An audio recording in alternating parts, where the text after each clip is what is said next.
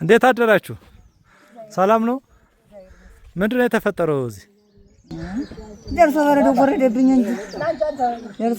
ጎረደብኝ እንጂ ምኑን አሰብኩት። ጭቃ ልሆንስ ተባለ። እሱ ደግሞ ተስረው እንደበረረ መጥቶ እዚህ እንደውም አጥንቱ የማይገኝ ነበር። እንደሌላው ሞቶ ስር የሰው ተቀበረ እስከና ነው። እናንተ አካባቢ ፋኖ ምናምን አለ? እዚህ የለም ምንም የለም። እና ታዲያ እዚህ የተተኮሰው ለምንድን ነው? እኔ ምን አባቴ ናውቃለሁ።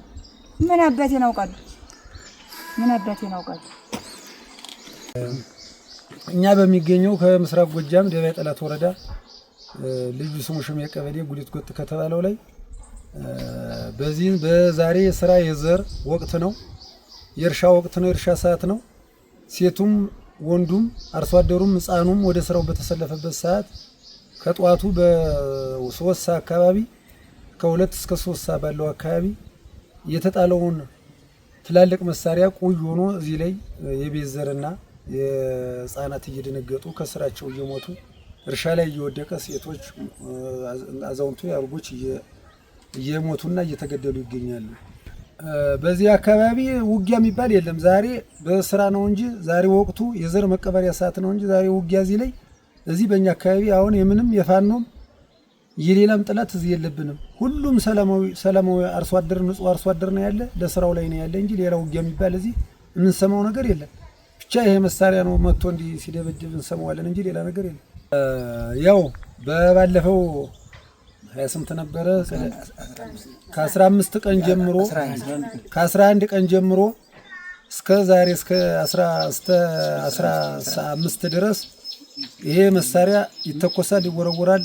አንድ ቀለታም ቅዳሜ ዕለት ገበያ መሃል ላይ ጥሎ ህፃንም ደካማም ሞተዋል፣ ቤትም ፈርሷል። በተመሳሳይ ዛሬም እዚያ ደብረ ኢየሱስ ሰፍሬ ጎጥ የሚባለው ላይ እንደዚህ አንድ ሴት ትሙት ቆስላለች።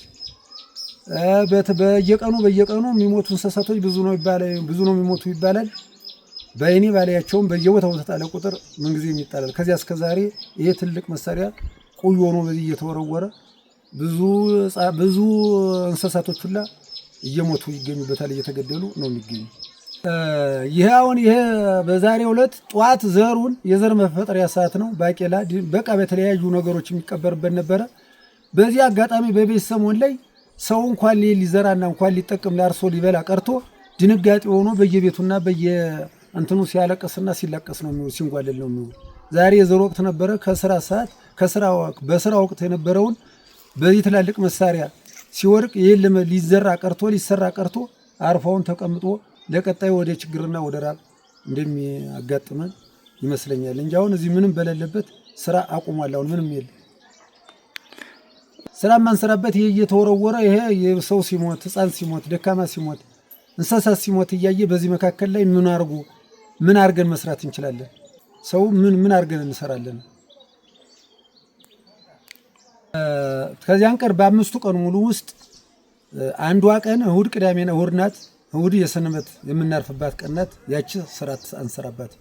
በሌሎች ግን ሙሉ ስራ በ4ቱም ቀኖች አንደኛውም ቀንም አለች። በ3ቱ ቀኖች ቀጣይም እስከ 16 እስከ 17 የምንሰራበት ቀን ነው።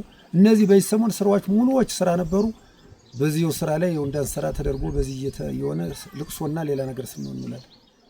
እንደምታየው እዚህ የምታያቸው ሁሉ አሁን ህፃናት፣ አዛውንቶች፣ ደካሞች፣ ባልቴቶች፣ ሴቶች ናቸው ያሉ። እነዚህ ላይ አሁን እኔ እንዲህ አይነት መድፍ እንዲህ አይነት የጠላት እንኳን ቢኖር ከፋኖ ቢኖር ነው እርግጥ ታገኘ ሊሆን ይችል ነበር። ግን ይሄ እንደምታያቸው ይሄ የምታየው ህፃናትና ጉብል፣ ደካማ፣ አዛውንት፣ አባወራ ናቸው ያሉ። እነዚህ መካከል ላይ እንዴት ሆኖ ለመጨፍጨፍና እንዴት ለመጣል ያስፈልጋል? ይሄን ምንም አይደለም እኮ ጠላት የለበትም እዚህ ቦታ ላይ።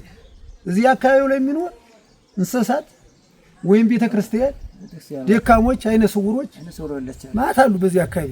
ለግሩም ለድንቁ ብታያቸው እዚህ ሁለት በሽተኛ ዘንድ ያሉ 3 ለታምር አይደ እንድታይልን አሁን እነሱ ያሉበት ሰፈር ነው።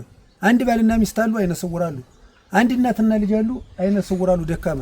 እነዚህን ማን ነው የሚጦራቸው? አገር ነው። አገር ማለት ነው። አገር በተራ እየሰራ አገር ለዕለት ለምሳሌ እንጀራ ለውሃ እያለ እኒህን እንድታውልን እንፈልጋለን። እዚያው ናቸው፣ እዚህ በግልባጭ ናቸው። እዚያው ነው ያለው። እዚያው አሁን ተዚህ ነው እዚያው እነዚያው ነው አሁን ማንጣት እንችላለን። እና ይሄ ባለበት እንዲህ አይነት ነገር እየተደረገ እኒህ እንኳ የሰው እጅ አይተውት ነው የሚያዱ። ውሃ ተቀርቶላቸው እንጀራ ተበስሎላቸው ወጥ ተሰርቶላቸው ነው የሚበሉ። እነዚህ መካከል ላይ ይሄ ነገር ላይ ወደቀ። እኛ ለህዝቡ ያው እንትንኛ አዘን ብቻ ነው የሚጠበቅብን። አዘን ብቻ ያው አልፋችሁ ከጥንቃቄ ጋር ጥንቃቄ ጭምር በተሞላበት አልፋችሁ እየተበታተናችሁ የአንድ ሰው ቤተሰብ እንኳን ከሚጠፋ ዘሩ ከሚጠፋ እዚያም ይሆናችሁ ዛሬ እየሞተም ቢሆን እየተደናንም ቢሆን እባካችሁ እርሻችሁን ዝሩ፣ ስራችሁን አታቋርጡ እያልን ነው የምንናገረው እኛ። እና ግን ሰው ሊተገብርልን አልቻለም። ምንም ሊተገብርልን አልቻለም። ሰው በቃ ድንጋጤ ላይ ነው ያለ። ዛሬ እንደምታዩ ህፃኑ ለመነው ዛሬ በሚሰራበት ሰዓት እዚህ በድንጋጫውን የምታያቸው ነው። አልቅሰው አረው ተክዘው ታገኛቸዋለህ። ይኸው እዚያ ሴቶች ደካሞ የሚያለቅሱት እንታያለ። እዚህ እነዚያንም መህደማያት ትችልልናል። እሺ፣ አመሰግናለሁ።